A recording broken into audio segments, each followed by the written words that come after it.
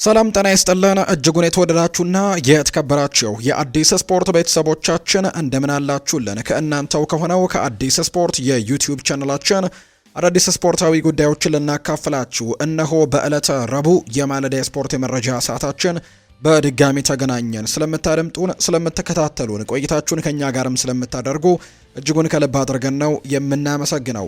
በዛሬ ፕሮግራማችን የተለያዩ ስፖርታዊ ጉዳዮችን እናነሳለን። ከሀገር ውስጥ ትላንትና በኢትዮጵያ ፕሪሚየር ሊግ የተደረጉ መርሃ ግብሮች ያሉ የእነሱን የጨዋታ ውጤቶችን ወደ እናንተ እናደርሳለን።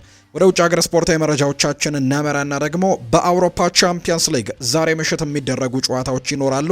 ዛሬ ሁሉም ቡድኖች ጨዋታቸውን ያደርጋሉ። በአውሮፓ ቻምፒየንስ ሊግ የምድብ የመጨረሻ ጨዋታ ወይም የምድብ ፌዝ ግሩፕ ፌዝ የመጨረሻው ጨዋታ ነው ዛሬ የሚደረገው።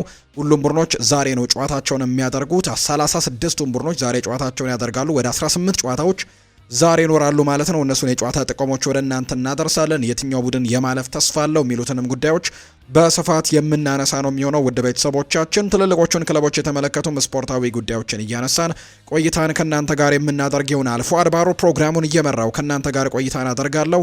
እናንተም ቪዲዮአችንን ላይክ፣ ቻናላችንን ሰብስክራይብ እያደረጋችሁ ቆይታችሁን ከኛ ጋር እንድታደርጉ ነው በአክብሮት የምጋብዘው። ከመሸጋገሪያ በኋላ በድጋሚ ተመልሰን መጣለን። አብራችሁኝ ቆዩ።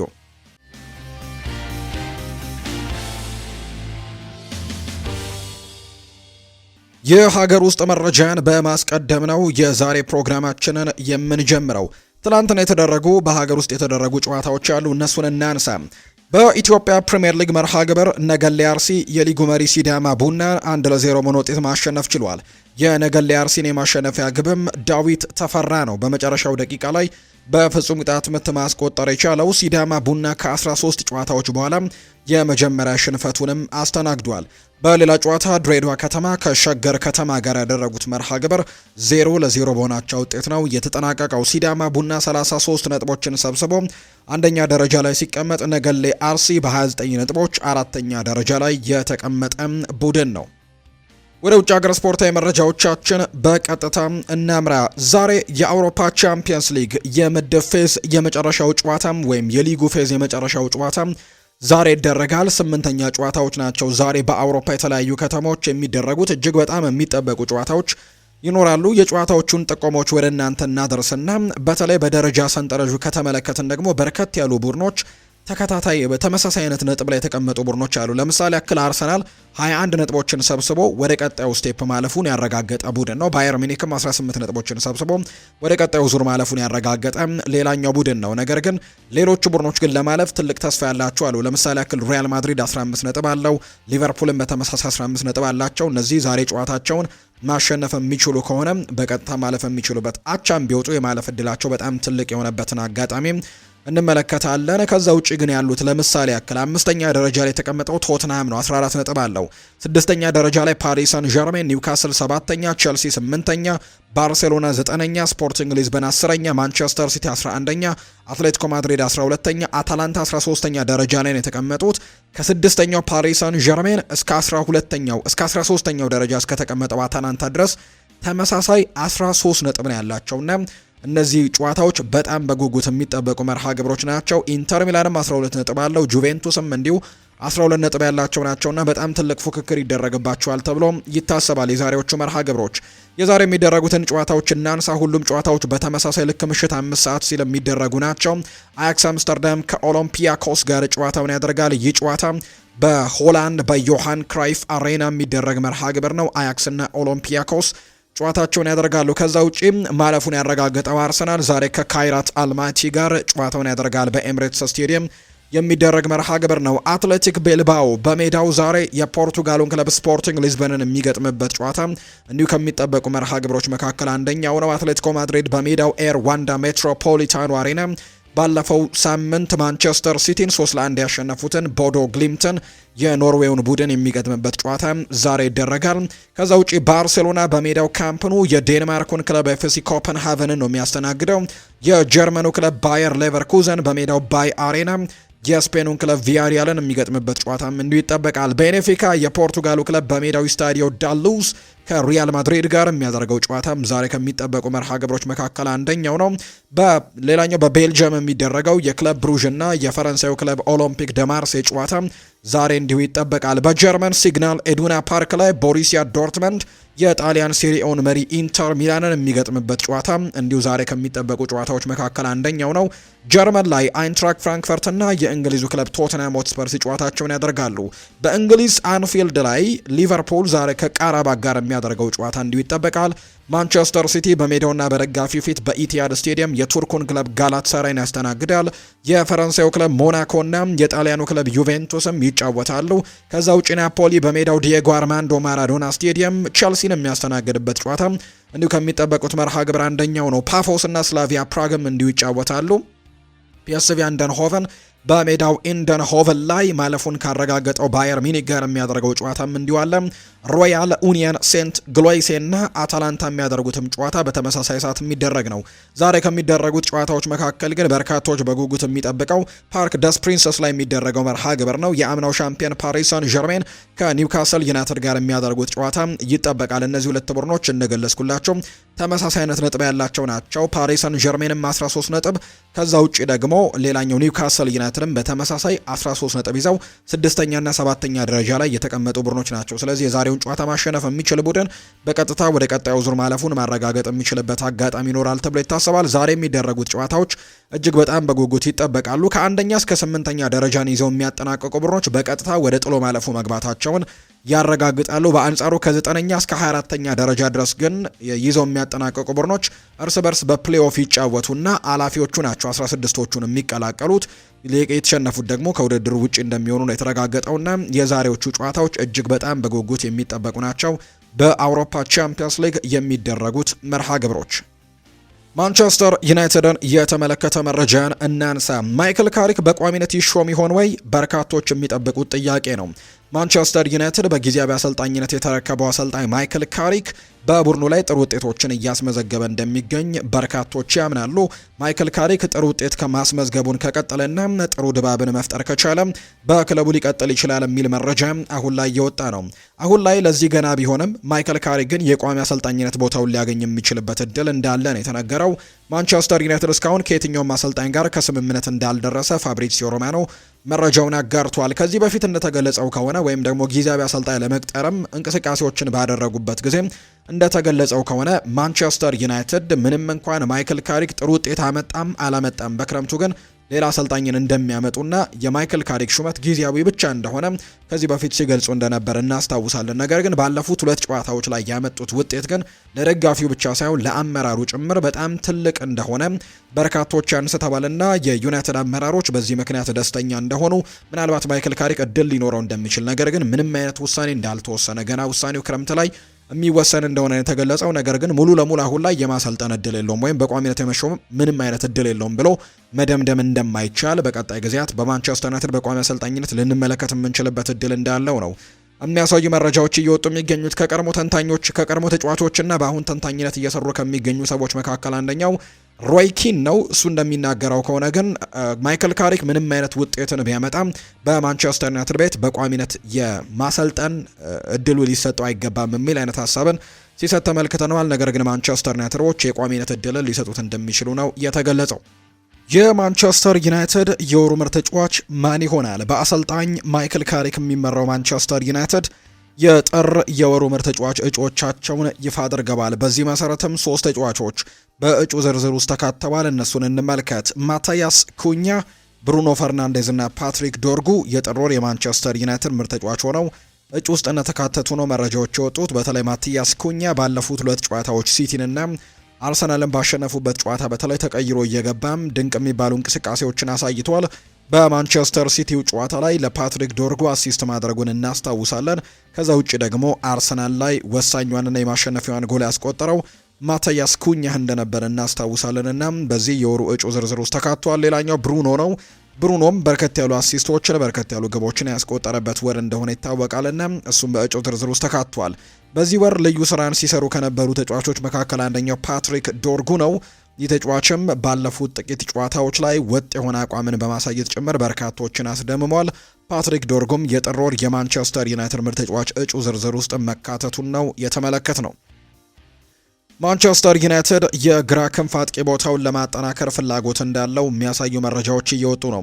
ማንቸስተር ዩናይትድ ከሚመለከታቸው ተጫዋቾች መካከልም 3 ተጫዋቾች ስማቸው እየተነሳ እንደሚገኝ ነው የተገለጸው። በተለይ ከዚህ በፊትም ከኤሲ ሚላኑ አጥቂ ራፋኤል ሊያው ጋር ስማቸው ሲነሳ እንደነበር እናስታውሳለን። ማንቸስተር ዩናይትድ በሚቀጥለው የዝውውር መስኮትም ምናልባት ዩናይትዶች በግራ ክንፍ ላይ አጥቂ ቦታውን ለማጠናከር ከሚመለከቷቸው ተጫዋቾች መካከል አንደኛው ይሆናል ተብሎ ይጠበቃል። ፖርቱጋላዊው የኤሲ ሚላን ተጫዋች የሆነው ራፋኤል ሊያው በዚህ ዝርዝር ውስጥ አለ። ሌላኛው የቼልሲው ታይሪክ ጆርጅም በዚህ ዝርዝር ውስጥ እንዳለ እየተነገረ ነው። ሌላኛው ሴኔጋላዊው ተጫዋች የሆነው የኤቨርተኑ ሊልማን እንጃዬም በዚህ ዝርዝር ውስጥ እንዳለ ይገኛል። እንዲሁ በአርሰናልና በቶትናምም ጨምሮ በሌሎችም ክለቦች እየተፈለገ ነው ሊልማን እንጃዬ። ነገር ግን ማንቸስተር ዩናይትድም የዚህ ተጫዋች ፈላጊ እንደሆነ ነው ናትናኤል ሶልት መረጃውን ያጋራው። በሁሉም ተጫዋቾች ኮርቻለሁ ብለዋል ስኮት ማክቶሚኔ። የናፖሊው አማካይ የሆነ ስኮት ማክቶሚኔ ስለ አሰልጣኝ ማይክል ካሪክ እና ማንቸስተር ዩናይትድ አስቴቱን ሰጥቷል። ካሪክ በጣም ጥሩ ሰው ነው ያለው ማክቶሚኔ በማንቸስተር ዩናይትድ ቆይታዬም እርዳታ አድርጎልኛል፣ ምርጡን ሁሉ እመኝለታለሁ ሲልም ጭምር ነው የተናገረው። የአርሰናልና ማንቸስተር ሲቲ ድሎች አስፈላጊ መሆናቸውን የገለጸው ማክቶሚኔ ነገር ግን አንዳንድ ጊዜ ከአነስተኛ ክለቦች ጋር የሚደረጉ ጨዋታዎችን ማሸነፍ አስፈላጊ ነው ሲልም ጭምር ነው የተናገረው። ሁለቱ ድሎች አስደናቂ ነበሩ፣ ያንን ማየት ለኔ የተለየ ነበር። በሁሉም ተጫዋቾች በጣም ኮርቻለሁ፣ እንደዚህ እንደሚቀጥሉም ተስፋ አደርጋለሁ ሲልም ነው ስኮት ማክቶሚኔ የተናገረው። ሴኔ ላሜንስም ስለ ፉልሃሙ ጨዋታ ሀሳቡን ሰጥቷል። አንዳንድ ጊዜ እንደዚህ አይነት ጨዋታዎች ማለትም የግድ ማሸነፍ አለባችሁ ተብለው የሚታሰቡት ጨዋታዎች ከሁሉ ይበልጥ አስቸጋሪና ፈታኝ ይሆናሉ። የውድድር ዘመኑ ለማለቅ ገና ብዙ ይቀረባል። ስለዚህም አሁን ላይ ሆነን ስለ መጨረሻው ማሰብ ወይም የደረጃ ሰንጠረዡን ብቻ ማየት አንፈልግም። ምንም እንኳን 4ኛ ደረጃ ላይ መሆናችንን ብናውቅም ከትልልቅ ቡድኖች ጋር መወዳደርና ማሸነፍ እንደምንችል አስመስክረናል። አሁን ግን ትኩረታችን መሆን ያለበት እንደ ፉልሃም ተከላክለው የሚጫወቱ ቡድኖችን ማሸነፍ ላይ ነው። ትልቅ ቡድን መሆን እስከሆነን ድረስም እንዲህ አይነት ጨዋታዎችን ጭምር ማሸነፍ ይኖርብናል ሲልም ጭምር ነው የተናገረው። ግብ ጠባቂው ሴኔ ላሜንስ ነው ይህንን ሀሳብ እየሰጠ የሚገኘው። ማታያስ ኩኛ ስለ ካርሎስ ካሴሜሮ አንዳንድ ጉዳዮችን አጋርቷል። በእውነቱ ስለ ካሴሜሮ ተነግረው የማያልቁ ድንቅ ምስክርነቶች ብቻ ናቸው ያሉኝ። ወደዚህ ኃያል ክለብ ከመጣሁኝ ጀምሮ እሱ ምን አይነት ታላቅ ሰው እንደሆነ በተግባር አሳይቶኛል። ካሴሜሮ በብሔራዊ ቡድናችን ውስጥም የካፕቴኖች ሁሉ ካፕቴን ነው። ስለዚህም የእሱን መሪነት ካወቅኩኝ በኋላ ደግሞ በጣም ረጅም ጊዜ ሆኖኛል። ነገር ግን እንደ ቡድን አጋርና እንደ ጓደኛ ያለው ማንነቱ ፍጹም የተለየ ነው። አዲስ ለሚመጣ ተጫዋች በክለብ ውስጥም ያለው አካሄድ የትኛውን መንገድ መልካም እንደሆነና የትኛው ደግሞ እንደማይበጅም በደንብ ያስረዳናል ሲልም ጭምር ነው እንዲሁ እየተናገረም የሚገኘው። በእውነቱ እሱ ልዩ ሰው ነው ሲልም ጭምር ነው ማታያስ ኩኛ ስለ ካርሎስ ካሴሜሮ የተናገረው። በውድድር ዓመቱ መጨረሻ ማንቸስተር ዩናይትድን የሚለቀው አማካይ ካርሎስ ካሴሜሮ ብቻ ላይሆን ይችላል ተብሏል። የማኑኤል ኡጋርቴም የኦልትራፎርድ የወደፊት ቆይታ አጠራጣሪ ሁኔታ ላይ እንደሚገኝ ነው መረጃዎች እየወጡ እንደሚገኙ ዘ አትሌቲክ ይፋ ያደረገው። ስለዚህ በውድድር ዓመቱ መጨረሻ ላይ ማንቸስተር ዩናይትድ ካሴሜሮን ብቻ ሳይሆን ኡጋርቴንም የመልቀቅ እድሎች ይኖራሉ ተብሎ ታስቧል። በእርግጥ በዚህ የጥር ተጫዋቾች የዝውውር መስኮትም ከአያክስ አምስተርዳም ጥያቄ ቀርቦላቸው ነበር ዩናይትዶች፣ ነገር ግን ለመልቀቅ ፍቃደኛ እንዳልሆኑ ነው የተነገረው። በቀጣይ ግን የተጫዋች የሚለቅበት እድሉ ሰፊ እንደሆነ የሚያሳዩ መረጃዎች እየወጡ ነው። ማንቸስተር ዩናይትድ በሚቀጥለው የክረምት የተጫዋቾች የዝውውር መስኮት ምናልባት የግራ ተከላካይ ላይ ተጫዋች ለማምጣት ሙከራ ያደርጋል ተብሎ ይታሰባል። የግራ ተመላላሽ ማለት ነው፣ ሉክሾ የሚጫወትበት ቦታ ላይ። ምክንያቱም ፓትሪክ ዶርጉን አሁን ላይ እንደ ክንፍ አጥቂ ነው የሚመለከቱት። ስለዚህም ደግሞ በክረምት ላይ የሉክሾ ተተኪ የሚሆን ተጫዋችን በማድረግ አዲስ የግራ መስመር ተመላላሽም ሊያስፈርሙ የሚችሉበት እድል እንዳለ ነው ዲን ጆንስ መረጃውን እያጋራ የሚገኘው። ከዚሁ ከፓትሪክ ዶርጉ ጋር ግን ካነሳን አይቀር ፓትሪክ ዶርጉ ባጋጠመው ጉዳት ምክንያት ለ10 ሳምንታት ከሜዳ ይርቃል የሚል መረጃን ዘ አትሌቲክ ይፋ አድርጓል። ዴንማርካዊው የመስመር ተመላላሽ ፓትሪክ ዶርጉ በአሳዛኝ መልኩ ያጋጠመው ጉዳት ሃምስትሪንግ መሆኑን የተረጋገጠው፣ ስለዚህም ለ10 ሳምንታት ከሜዳ ውጭ ይሆናል ተብሎ ይታሰባል። ዶርጉ 8 ያክል ጨዋታዎች የሚያመልጡት ሲሆን ወደ ሜዳ የሚመለሰውም ሚያዝያ 1 ላይ ከሊድስ ዩናይትድ ጋር በሚደረገው ጨዋታ ላይ እንደሚሆን ነው ዘ አትሌቲክ ጨምሮ የተናገረው። አርሰናልን የተመለከቱ መረጃዎችን የምናገራቸው። አርሰናል የተጫዋቾቹን ግልጋሎት አያገኝም ተብሏል። ዊሊያም ሳሊባና ዩሪያን ቲምበር መጠነኛ ጉዳት እንዳጋጠማቸው ይፋ ተደርጓል። ስለዚህም አሰልጣኝ ሚኬል አርቴታ እንደተናገረው ከሆነ እነዚህ ተጫዋቾች በመጠነኛ ጉዳት ምክንያት በሚቀጥለው በዛሬው ዕለት በሚያደርጉት ከካይራት አልማቲ ጋር በሚደረገው የአውሮፓ ቻምፒየንስ ሊግ ጨዋታ ቡድናቸውን ማገልገል እንደማይችሉ ነው ይፋ የተደረገው። ይህንን ተከትሎ አርሰናል ዛሬ ከካይራት አልማቲ ጋር በሚያደርገው የቻምፒየንስ ሊግ መርሃ ግብር ላይ አይሳተፉም። ሁለቱም ተጫዋቾች በሳምንቱ መጨረሻ በሚደረገው የሊድስ ዩናይትዱ ጨዋታ ላይ ግን እንደሚመለሱ የሚያሳይ መረጃ ነው የወጣው። የቀድሞ የማንቸስተር ዩናይትድ አማካይ ፖል ስኮልስ አነጋጋሪ አስተያየትን ሰጥቷል። ስኮልስ ሲናገር አርሰናል ሊጉን ቢያሸንፍም ዋንጫውን በማንሳት ረገድ ግን የሊጉ ደካማ ቡድን ሊሆን ይችላል ሲልም ነው የተናገረው። ይህ አስተያየት ለብዙዎች አስገራሚ ቢሆንም እውነታውን ግን አይቀይረውም የሚሉ ዘገባዎችም እየወጡ ነው። ዋንጫውን የሚያነሳው በ38 ጨዋታዎች ውስጥ ካሉ ተቀናቃኞቹ ነጥብ በላይ በመሰብሰብ እንደሆነም ጭምር ነው።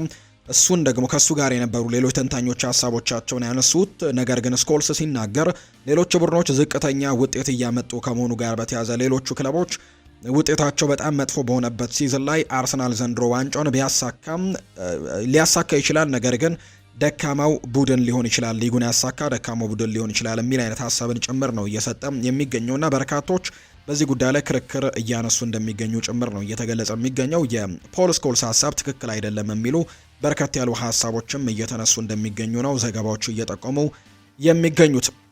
የአሁኑ ድባብ ያለፈው ውጤት ነው በሚለው ሀሳብ ላይ አርቴታ ጥያቄ ቀርቦለት ነበር። ይህ ሊሆን የሚችል ነገር ነው፣ ነገር ግን መቆጣጠር አንችልም። ባለፈው የተከሰተው ነገር ወደፊት የሚሆነው ነገር በእጅጉ እንደሚያበላሽ ምንም ጥርጥር የለውም። ወደ ድል ለመመለስ መሞከር መቀጠል ይኖርብናል ሲልም ነው የተናገረው። ሁላችንም ጠንክረን እንሰራለን፣ እናም ቀጣዩ ጊዜ እጅግ በጣም አስደሳች ይሆናል ሲልም ጭምር ሚኬል አርቴታ ሀሳቡን ሰጥቷል። ዛሬ ከካይራት አልማቲ ጋር ከሚደረገው ጨዋታ በፊት በነበረው ፕሬስ ኮንፈረንስ ላይ ነው ይህንን ሀሳብ ያነሳው። አርቴታ ይቀጥልና ደጋፊዎቻችን በጨዋታው እንዲሳተፉ አበረታታለሁ፣ ምክንያቱም የእነሱ ድጋፍ እጅግ በጣም ወሳኝ ነው። ህልማችንን ለማሳካት ለረጅም ጊዜ ያጣነውን ነገር ለማግኘት እነሱ ቁልፍ ሚና አላቸው። የእነሱ ድጋፍ ለእኛ ብርታት ነው ሲልም ይናገራል። ለእነሱ ስለን ሁሉንም ነገር እንሰጣለን፣ በተቻለን መጠን በተሻለ መንገድም እንዘጋጃለን ያለው የምንፈልገውን ለማሳካት በጣም አስፈላጊ ጉልበት ይሰጡናል ሲልም ጭምር ሀሳቡን ሰጥቷል። አርቴታ ስለ ማንቸስተር ዩናይትዱ ሽንፈትም ተጠይቆ ነበር። መደናገጥ አያስፈልግም፣ ያለውን ነገር ከተጫዋቾች ጋር ተነጋግረናል። ሁኔታውን መረጋጋት አለብን። በቀጣዮቹ 4 ወራት ባለንበት 4 ውድድሮች እንዴት መቆጣጠር እንዳለብን አውርተናል። ሁሉንም በማሸነፍ ከሰኞ ጀምሮ መስራታችንን ቀጥለናል ሲልም ጭምር ነው የተናገረው አሰልጣኝ ሚኬል አርቴታ። ቡካዮ ሳካ በ13 የሊግ ጨዋታዎች ላይ ጎል አላስቆጠረም ተብሎ አርቴታ ጥያቄ ቀርቦለት ነበር። ባለፉት 200 ጨዋታዎች ምን እንዳደረገና ለኛ የሚሰጠንን ነገር መመልከት በቂ ነው። ሁኔታው በጣም ቀላል ነው። በቅርቡ ወደ ጎል አስቆጣሪነቱ እንደሚመለስም እርግጠኛ ነኝ ሲልም ጭምር ነው አርቴታ በቡካዮ ሳካ ባለፉት ጥቂት ጨዋታዎች ላይ ጎል አለማስቆጠሩን ተከትሎ ለቀረበለት ጥያቄ ምላሹን የሰጠው።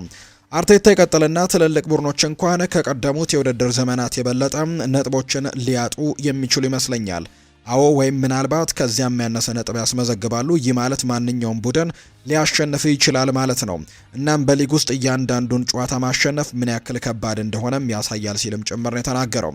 ሌላኛው አርቴታ የተናገረው ጉዳይ አዝናኝ እግር ኳስን መጫወት በብዙ ድፍረትና ደግሞ በማሸነፍም በሚል መንፈስም መጫወትን እንጀምራለን ሲል ነው አርቴታ የተናገረው።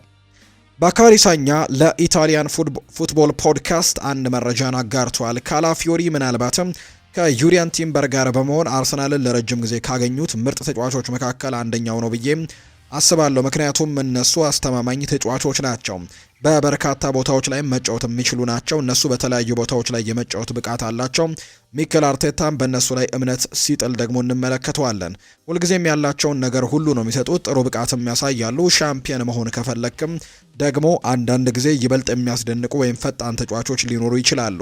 ነገር ግን ሊጉን እንድታሸንፍ የሚያደርጉ እንደዚህ አይነት አስተማማኝ ተጫዋቾች በቡድን ውስጥ ያስፈልጋሉ ሲልም ጭምር ነው ባካሪ ሳኛ የተናገረው። አርሰናል ዋንጫውን ለማሸነፍ የቡድን ጥልቀቱ አለው ወይ ተብሎም ጥያቄ ቀርቦለት ነበር። ይህ ጥያቄ ቀረበለት ለዛ አትሌቲኩ ዘጋቢ ራጉርማን ነበር። ይህኛው ጥያቄ ቀረበውና በቀላሉ ነው ምላሹን የሰጠው። አዎ ሲል ምላሹን ሰጥቷል። ጥልቀት ቀደም ሲል በሚኬል አርቴታ ዘመን ለዋንጫው ፈታኝ ጊዜያት አንዱ ምክንያት ነበር። አርሰናል እነዚህን ድክመቶች ያስተካክሏል። እናም የአሁኑ ቡድናቸው በእያንዳንዱ ቦታ ላይ ጥልቀት እንዳለው አውቃለሁ። ተከላካዮቻቸውን ከተመለከተን ዩሪያን ቲምበር፣ ቤን ዋይት፣ ሪካርዶ ካላፊዮሪ እና ፒዮሮ ሂንካፒ እንዲሁ ሳሊባ፣ ጋብሪኤል ማጋሌሽ፣ ክሪስቲያን ሞስኩዌራ እንዲሁ አሉ የማል ተከላካይ ላይ መጫወት ይችላሉ። ኖኒ ማንዱዌኬ እና ሊያንድሮ ትሮሳርድ በሁለቱም ክንፎች ላይ ሲሰሩ፣ ቪክተር ዮኬረሽ፣ ጋብሪኤል ሄሱስ እና ካይ ሃቨርትዝ ደግሞ ሶስት የተለያዩ የመሃል አጥቂዎችም አሏቸው። ዴክላን ራይስ፣ ማርቲን ኦዴጋርድ፣ ማርቲን ዙቤሜንዲ እንዲሁ እነዚህ ደግሞ ተጫዋቾች በአማካይ ስፍራ ላይ በቋሚነት ቢጀምሩ እንኳን ሚኬል ሜሪኖ፣ ኤብሪቼ ኢዜ፣ ክሪስቲያን ኖርጋርድ የመሳሰሉ ተጫዋቾች ደግሞ ተጠባባቂ ወንበር ላይ ያሏቸው። ዳቪድ ራያ፣ ዙቤሜንዲ፣ ራይስ፣ ቲምበር፣ ሳካ፣ ሳሊባ እና ጋብሪኤል ሁሉም ከሚገኙት ደቂቃዎች 70 በመቶውን እየተጫወቱ ናቸው። አርሰናል በወጣቶችና በከፍተኛ የዕድሜ ክልል መካከልም ጥሩ ስርጭት አለው። ልምድ ያለው ተጫዋቾችም እጥረት በሌላ ጠንካራ ቡድን ውስጥም ብቸኛው ችግር ነው። ነገር ግን አርሰናል ለብዙ ዓመታትም ለመወዳደር ተዘጋጅቷል ሲልም ጭምር ነው የተናገረው። ይህንን ሀሳብ የሰጠው የዘ አትሌቲኩ ዘጋቢ ነው። ኢማኑኤል ፔቲት አርሰናል በማንቸስተር ዩናይትድ 3-2 በተሸነፈበት ጨዋታ ቡድናቸው ላይ የጮሁትን የአርሰናል ደጋፊዎች እጅጉን ነቅፏል። ከጨዋታ በኋላ ሰዎች የሚናገሩትን ሰምቻለሁ። ከጨዋታ በኋላም ደጋፊዎችም ያደረጉትን አይቻለሁ። ቡድኑ ላይ ሲጮሁ ነበር። በተለይ ደግሞ የተለያዩ ነገሮችም የቀድሞ ተጫዋቾች ተመሳሳይ ነገርም ሲናገሩ እያዳመጥኩ ነበር በተለያዩ የቴሌቪዥን ሚዲያዎች ላይ። የአእምሮ ጥንካሬ ዋንጫውን ሊያጡ ነው። ሁልጊዜም ደጋግሞ ተመሳሳይ ነገሮች ይነሳሉ። ስለዚህም በተለይ ለአርሰናል ደጋፊዎች አሉታዊ ነገር አቆሙ። ቡድኑን እስከ መጨረሻው እንድትደግፉ ፈልጋለሁ። ዋንጫውን ለማሸነፍም ጥንካሬና ጥራት እንዳላቸውም እመኑ ሲልም ጭምር ነው የተናገረው።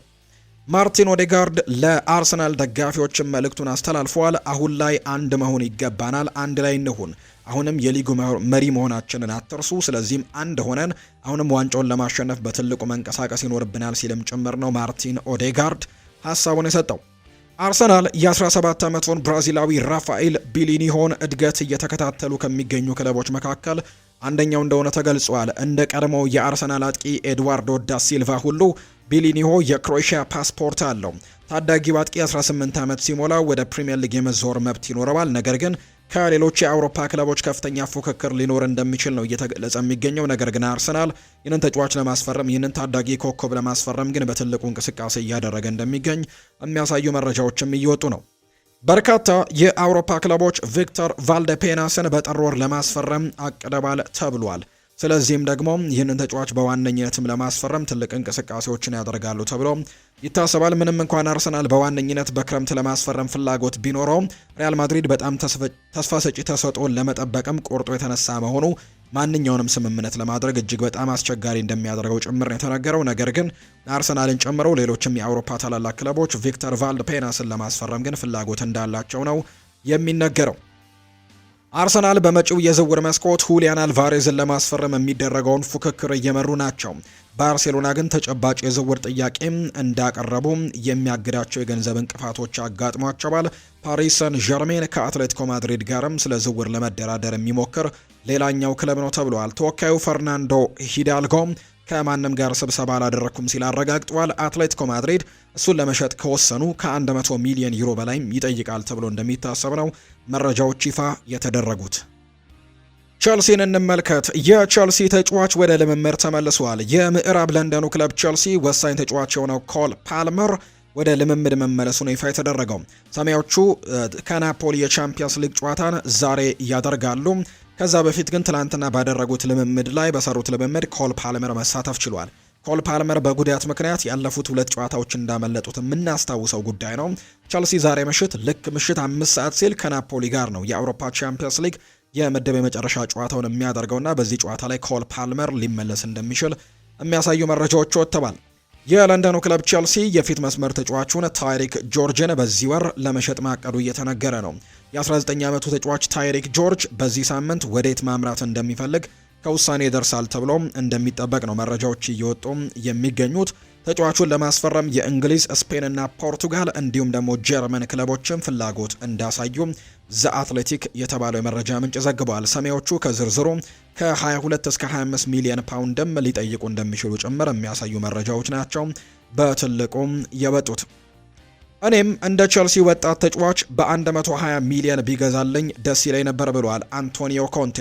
የናፖሊው አሰልጣኝ አንቶኒዮ ኮንቴ ጣሊያን ውስጥ እንደ ቸልሲ በከፍተኛ ገንዘብም ወጣት ተጫዋቾችን የሚያመጣ ክለብ እንደሌለን የገለጹት፣ እኔም ደግሞ ናፖሊ እንደ ካይሴዶ ወይም ኤንዞ ፈርናንዴዝ ያለ ወጣት ተጫዋች 120 ወይም 130 ሚሊዮን ፓውንድ እንዲገዙልኝ መጠየቅ ብችል ደስ ይለኝ ነበር ሲል አንቶኒዮ ኮንቴ ይናገራል። አክለውም ነገር ግን ጣሊያን ውስጥ ማንም ሰው ያንን ማድረግ አይችልም ብለዋል።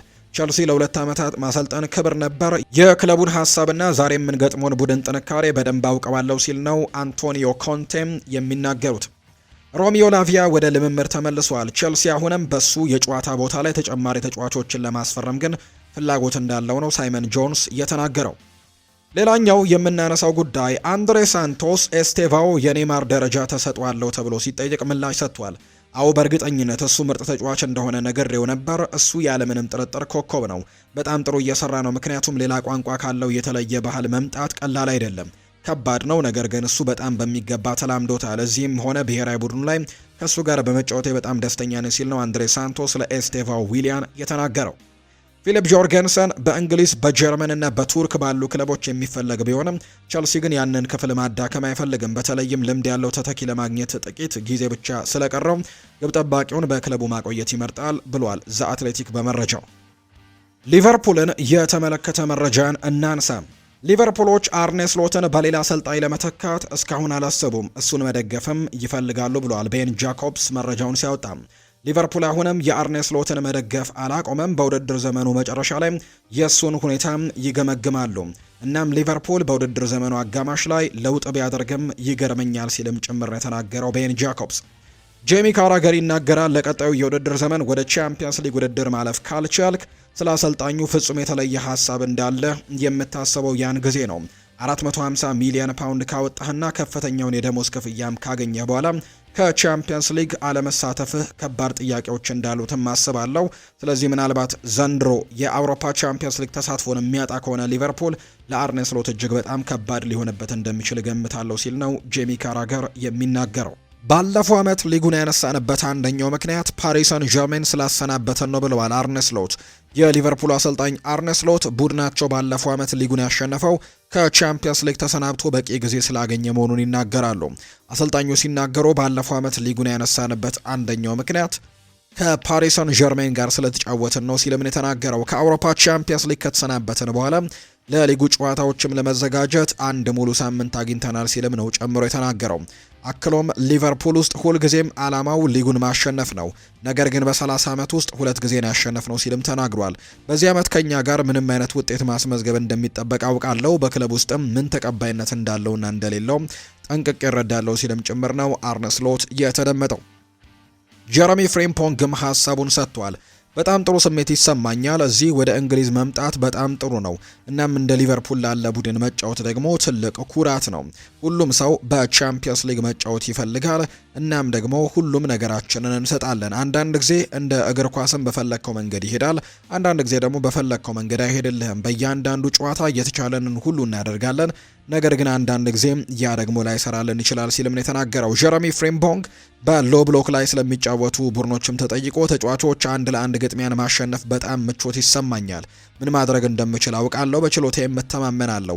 በሎ ብሎክ የሚጫወት ክለብ ጋር የምትጫወት ከሆነ በሆነ መንገድ ለሰብረህ ደግሞ ማለፍም ይጠበቅብሃል ሲልም ጭምር ነው ጀረሚ ፍሬምፖንግ የተናገረው።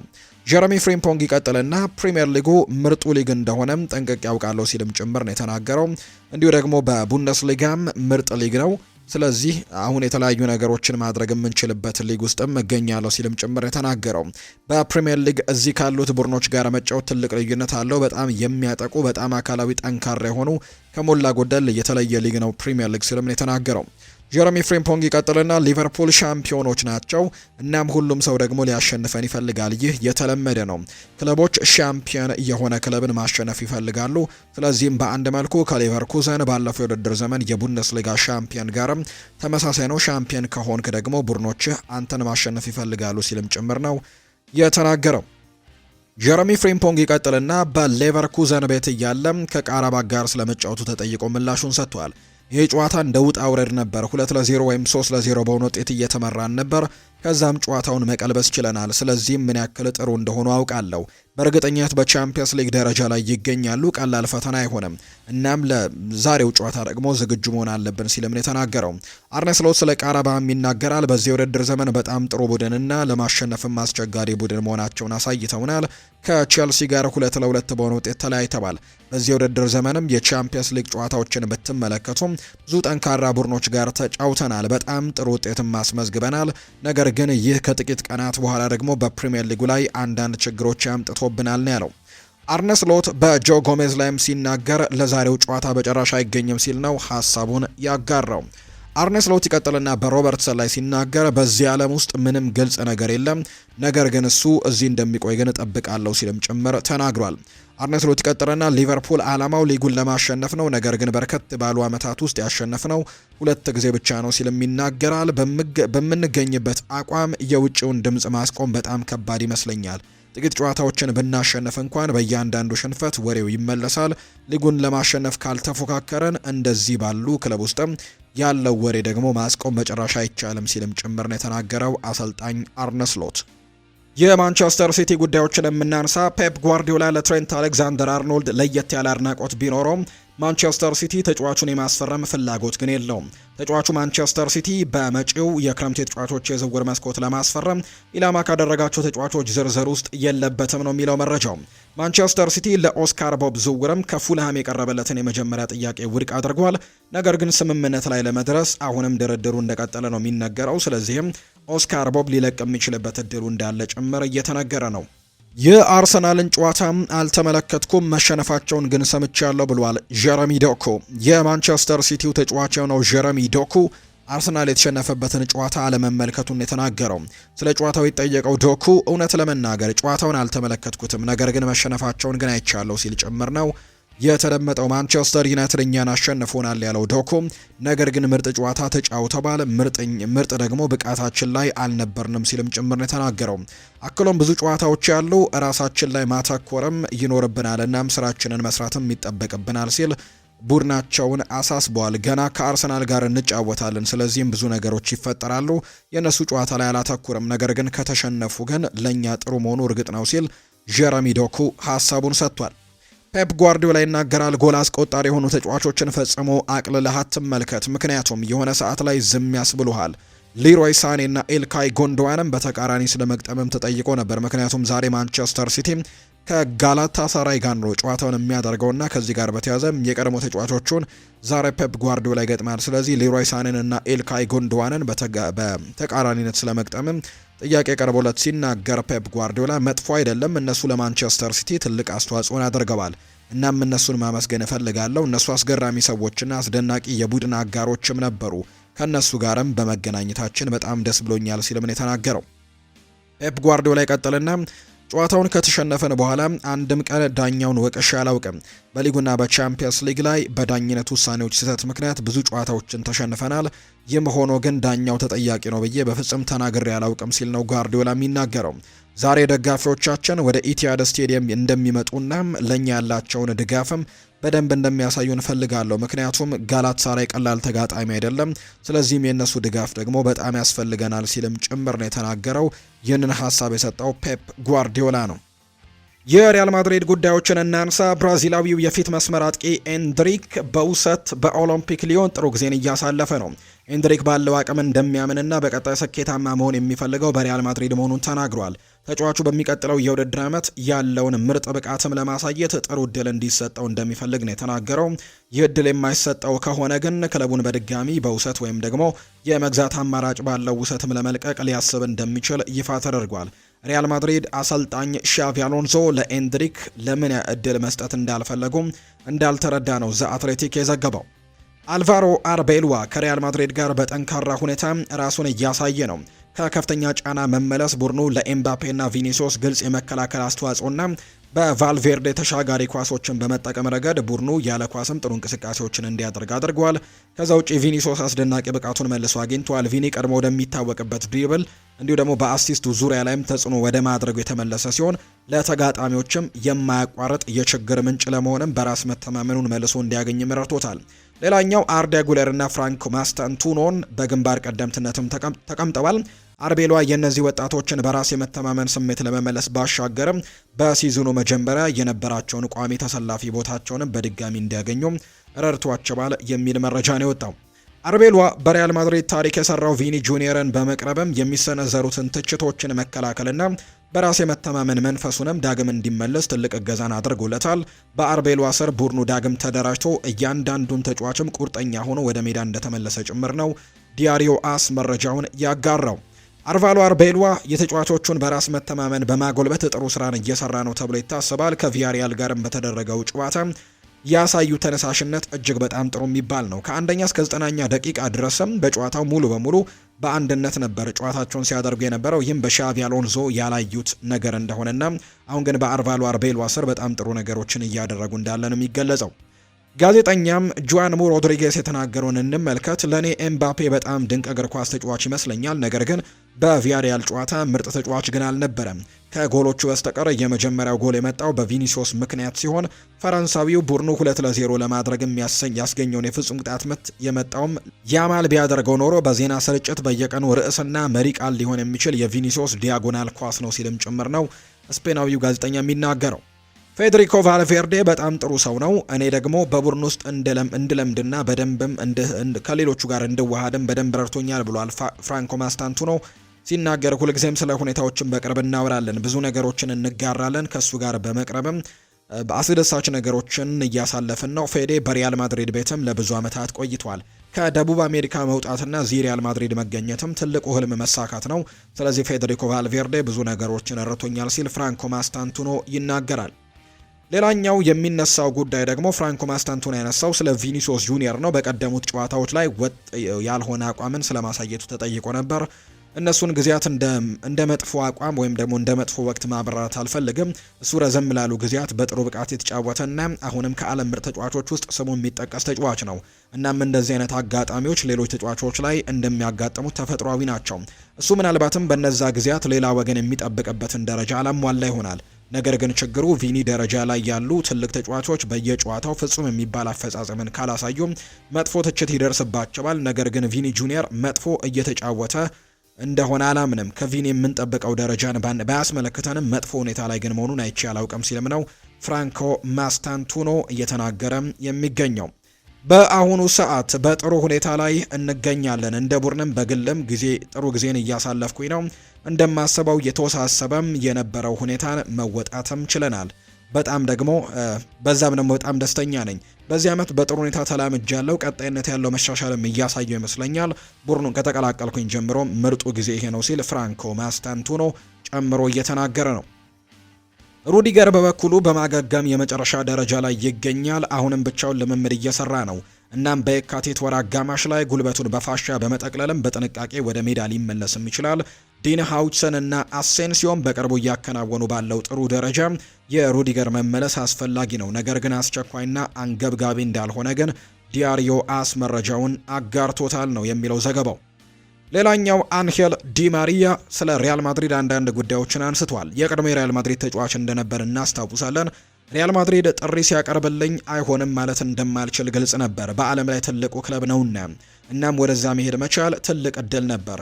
እንደ ተጫዋች በክለብ ደረጃ ሊያሳካው የሚችለው ከፍተኛ ደረጃ ላይ ስለደረስኩኝም ድንቅ አጋጣሚ ነበር። አንሄል ዲማሪያ በማድሪድ ስለተቀላቀለበት አጋጣሚ ሲናገር ነው ይህንን ያነሳው። በኤል ክላሲኮ በምናደርገው ጨዋታ ሁሉ ልዩ የሆነ ነገር ነበር። ከዓለም ዋንጫ ፍጻሜ ቀጥሎ በዓለም አቀፍ ደረጃ በብዛት የሚታየው ጨዋታ የሪያል ማድሪድ እና ባርሴሎና ጨዋታ ነው። እነዚህን ጨዋታዎች የምወዳቸውና በዓለም ፊትም የተጫወትኳቸው ናቸው። የሚመቸኝም ለዚያ ነው። ኃይለኛ ፉክክር ነበር። ሁሉም ነገርም እዛ ጨዋታ ላይ ነበር። ነገር ግን ሁልጊዜም እንደዚህ ባሉ አስደናቂ ግጥሚያዎች ውስጥም መጫወት ኩራት ይሰማኛል ሲል ዲማሪያ ጨምሮ ተናግሯል።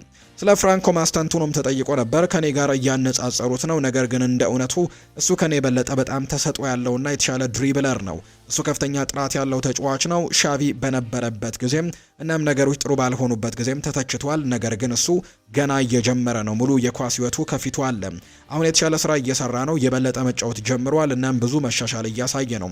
በዙሪያው ያሉ ምርጥ ተጫዋቾች ደግሞ ነገሩን ያቀልሉለታል ብዬ አስባለሁ ሲል ዲማሪያ ስለ ፍራንኮ ማስታንቱኖ ይናገራል። ሰዎች በ2014 ላዴሲማ የፍጻሜ ጨዋታ ላይ ኮከብ ተጫዋች እንደነበርክ ይረሳሉ ተብሎ ተጠይቆ ነበር። ልክ ነው። ነገር ግን በእግር ኳስ ጎል ማስቆጠርና አሲስት ማድረግ በጣም አስፈላጊው ነገር ነው። እናም ቢረሱኝም የተለመደ ነው። ስለዚህም ግድ አልሰጠኝም። ነገር ግን ለክለቡ በዚህ አስፈላጊ ድል ላይ መሳተፍ በመቻሌ በጣም እኮራለሁ። ተጨማሪ የቻምፒየንስ ሊግ ዋንጫዎችን ከዚያ በኋላ እንግዲህ መጥተዋል። ነገር ግን ያ ዋንጫ ለረጅም ጊዜ ስንጠብቀው ስለነበር ልዩ የቻምፒየንስ ሊግ ምሽት ነበር ሲል ነው ዲማሪያ የተናገረው። ከማድሪድ ስለወጣበት አጋጣሚ ይናገራል። እስከ መጨረሻው ቀን ድረስ በማድሪድ ለመቆየት ሞክሬያለሁ። ሁሌም በልምዶች ላይ እገኛለሁ። ከአትሌቲኮ ማድሪድ ጋር በተደረገው የሱፐር ካፕ የመጀመሪያ ዙር ጨዋታ ላይም ተጫውቻለሁ። ነገር ግን ከማንቸስተር ዩናይትድ ጋር ስምምነት ላይ ስለደረሱ ለሁለተኛው ዙርም ጨዋታ እንኳን አልጠሩኝም። ምክንያቱም በውስጤ እኔም ማላውቀው ነገር ነበር። እናም አትሌቲኮ ዋንጫውን ሲያሸንፍ ከቤቴ ሆኜ ማየት ነበረብኝ። ያለኔ መጥፎ ጊዜው ነበር ሲልም ጭምር ነው የተናገረው።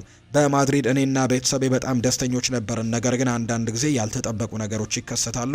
ይሄ እኔ ላይም ደርሶብኛል ሲልም ነው የተናገረው። ዲማሪያ ስለ ኒኮፓዝ ይናገራል።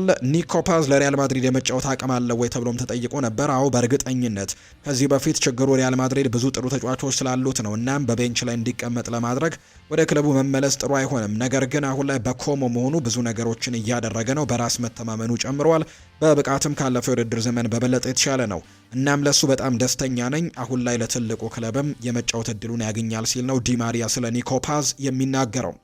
የክሪስቲያኖ ሮናልዶ የስራ ስነ ምግባር በኔ ላይ አሻራ ጥሎ አልፏል ብለህ ታስባለህ ወይም ተብሎ ጥያቄ ቀርቦለት ነበር። አዎ ብሏል። በሙያዊነት ረገድ እሱ እስካሁን ድረስ ቁጥር 1 ነው። የስራ ስነ ምግባሩ ደረጃውን የመጠበቅ ችሎታው የማይወዳደር ነው። ከሊዮኔል ሜሲ ጋር እየተፎካከረ እያለም የዓለም ምርጥ ለመሆን በሚያደርገው የማያቋርጥ ጥረትም በእውነት የሚያስደንቅ ነበር። ነገር ግን ከሜሲ ዘመን ጋር መገጣጠሙ ግቡን በእጅጉ አወሳስቦበታል ብሏል ዲማሪያ ስለ ሮናልዶ ሲናገር። ሜሲን ከሮናልዶ በፊት ሁልጊዜም አስቀድመህ ታስቀምጣለህም ተብሎ ተጠይቆ ነበር። ለክሪስቲያኖ ዋናው ነገር ጠንክሮ መስራትና ቁጥር 1 ለመሆን ጥረት ማድረግ ነበር። ነገር ግን ሜሲ ከፈጣሪ የተሰጠው ስጦታ እንዳለው አሳይቷል ሲልም ነው ዲማሪያ ስለ ክሪስቲያኖ ሮናልዶና ስለ ሊዮኔል ሜሲም ጥያቄ ቀርቦለት ምላሹን የሰጠው። የ2030 የዓለም ዋንጫ ፍጻሜ የት ይደረጋል የሚለው ጥያቄ ይነሳል። የ2030 የዓለም ዋንጫ ፍጻሜ ጨዋታ ስፔን ውስጥ እንደሚካሄድ ነው የስፔን እግር ኳስ ፌዴሬሽን ፕሬዝዳንት ራፋኤል ሉዛን ይፋ ያደረጉት። የፍጻሜው ጨዋታም ስፔን ላይ ይደረጋል ያሉት ራፋኤል በአፍሪካ ዋንጫው ሞሮኮ ላይ የዓለም እግር ኳስ ገጽታን ያበላሹ ነገሮችን ተመልክተናል ሲልም ጭምር ነው የተናገረው። ሞሮኮ የ2030 ዓለም ዋንጫን በጣምራ ከሚያዘጋጁት 3 ሀገራት መካከል አንዷ እንደሆነች ትታወቃለች። ፍጻሜውን የማዘጋጀት እድል እንዳላትም የተነገረላት ሞሮኮ የተቹት ፕሬዝዳንቱ ስፔን ግን ያላትን የማዘጋጀት አቅም አረጋግጣለች ሲሉ ነው የተናገሩት። ስፔን በ11 ስቴዲየሞች አብዛኛውን ጨዋታ በሀገሯ ስታደርግም ሞሮኮ በ6፣ ፖርቱጋል ደግሞ በ3 ስቴዲየሞች ውድድሩን ያካሂዳሉ ተብሎ ነው የሚጠበቀው። የእንግሊዝ ፕሪምየር ሊግ 23ኛ ሳምንት መርሃ ግብሮች የሳምንቱ ምርጥ ተጫዋች እጩዎች ይፋ ተደርገዋል። በዚህ መሰረትም ፓትሪክ ዶርጉ ከአርሰናል ጋር በነበረው ጨዋታ ጎል ማስቆጠሩን እናስታውሳለን። እሱ በዚህ ዝርዝር ውስጥ በ23ኛው ሳምንት የሳምንቱ ምርጥ ተጫዋች የሚለው ዝርዝር ውስጥ ተካቷል። ምንም እንኳን ጉዳት ገጥሞት ረጅም ሳምንታትን በማንቸስተር ዩናይትድ ቤት ባንመለከተውም፣ ነገር ግን በ23ኛው ሳምንት ላይ በጣም ጥሩ ብቃታቸውን ካሳዩ ተጫዋቾች መካከል ነበር ፓትሪክ ዶርጉና በዚህ ዝርዝር ውስጥ ተካቷል። ሌላኛው ግብ ጠባቂ የሆነው ዱብራፍካም በዚህ ዝርዝር ውስጥ አለ። ኤስቴቫኦም እንዲሁ ተካቷል። ማቲያስ ፈርናንዴዝ እና ኤሚሊያኖ ማርቲኔዝ እንዲሁም አንቷን ሴሜኒዮ በእጩነት የቀረቡ ተጫዋቾች እንደሆኑ የተገለጸው። እነዚህ በ23ኛው ሳምንት ምርጥ ተጫዋቾች ለመባለም በእጩ ዝርዝር ውስጥ የተካተቱ ተጫዋቾች ናቸው። ዳግላስ ሉዊዝ አስተን ቪላ ሊቀላቀል ከጫፍ ደርሷል። አስተን ቪላ ብራዚላዊውን አማካይ ዳግላስ ሉዊዝን ለማስፈረም በቃል ደረጃ ከስምምነት መድረሳቸው ነው የተነገረው። አስተን ቪላ ተጫዋቹን የመግዛት አማራጭን ባካተተ የውሰቱን ለማስፈረም ከስምምነት መድረሳቸውን ፋብሪዚዮ ሮማኖ ይፋ አድርጓል። ቸልሲ ዳግላስ ሉዊዝን ለማስፈረም በማሰብ ላይ መሆናቸው ከዚህ በፊትም ተዘግቦ እንደነበር እናስታውሳለን። የ27 ዓመቱ አማካይ ዳግላስ ሉዊዝ በአሁኑ ሰዓት ከዩቬንቱስ ኖቲንግሃም ፎረስት በመቀላቀል እየተጫወተ የሚገኝ ነው። ነገር ግን አሁን ላይ ወደዚህኛው ክለብ ማለትም ወደ አስተን ቪላም ወደ ቀድሞ ክለቡም ሊመለስ ከጫፍ እንደደረሰ የሚያሳዩ መረጃዎች ናቸው ይፋ የተደረጉት። የተወደዳችሁና የተከበራችሁ ቤተሰቦቻችን ለዛሬ ያዝንላችሁ አዳዲስ ስፖርታዊ ጉዳዮቻችን እነዚህ ነው የሚመስሉት። ስላደመጣችሁን፣ ስለተከታተላችሁን፣ ቆይታችሁን ከኛ ጋርም ስላደረጋችሁ እጅጉን ከልብ አድርገን እናመሰግናለን። ፉአድ ባህሩ የዛሬውን ፕሮግራም እየመራው ከእናንተ ጋር ቆይታን አድርጌያለሁ።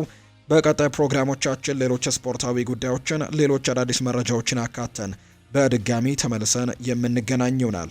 ስላደመጣችሁኝ፣ ስለተከታተላችሁኝ፣ ቆይታችሁም ከኛ ጋር ስለነበር ከልብ አድርጌ ያመሰገንኩኝ። በቀጣይ ፕሮግራሞቻችን እንገናኛለን። መልካም ጊዜ እንዲሆንላችሁም በአክብሮት ተመኘሁኝ።